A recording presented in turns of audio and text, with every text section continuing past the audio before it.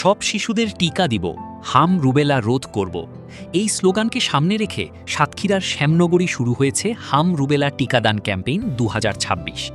সোমবার ২০ এপ্রিল সকালে শ্যামনগর উপজেলা স্বাস্থ্য কমপ্লেক্সের পরিবার পরিকল্পনা কর্মকর্তার কার্যালয়ে এ কর্মসূচির শুভ উদ্বোধন করা হয়। পরিবার পরিকল্পনা কর্মকর্তা ডাক্তার জিয়াউর রহমানের সভাপতিত্বে অনুষ্ঠিত উদ্বোধনী অনুষ্ঠানে প্রধান অতিথি হিসেবে উপস্থিত ছিলেন উপজেলা নির্বাহী অফিসার শামসুজ্জাহান কনক। বিশেষ অতিথি হিসেবে উপস্থিত ছিলেন সহকারী কমিশনার ভূমি রাশেদ হোসাইন।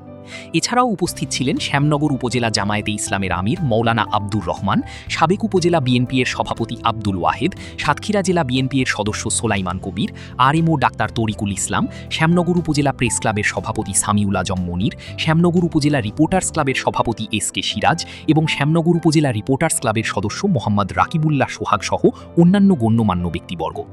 এই ক্যাম্পেইনের আওতায় শ্যামনগর উপজেলায় ৬ মাস থেকে ৫ বছর বয়সী মোট ৩৫,১৫৮ জন শিশুকে হাম রুবেলা টিকা প্রদান করা হবে। আজ ২০ এপ্রিল সোমবার থেকে শুরু হয়ে আগামী ১০ মে পর্যন্ত এই টিকাদান কার্যক্রম চলবে। স্বাস্থ্য বিভাগ জানায়, এই কর্মসূচির মাধ্যমে শিশুদের মারাত্মক সংক্রামক রোগ হাম ও রুবেলা প্রতিরোধে গুরুত্বপূর্ণ ভূমিকা রাখা সম্ভব হবে। উদ্বোধনী অনুষ্ঠানে বক্তারা অভিভাবকদের তাদের সন্তানদের নির্ধারিত সময়ে নিকটস্থ টিকা কেন্দ্রে নিয়ে এসে টিকা প্রদানের জন্য আহ্বান জানান এবং সবাইকে সচেতন হওয়ার উপর গুরুত্বারোপ করেন।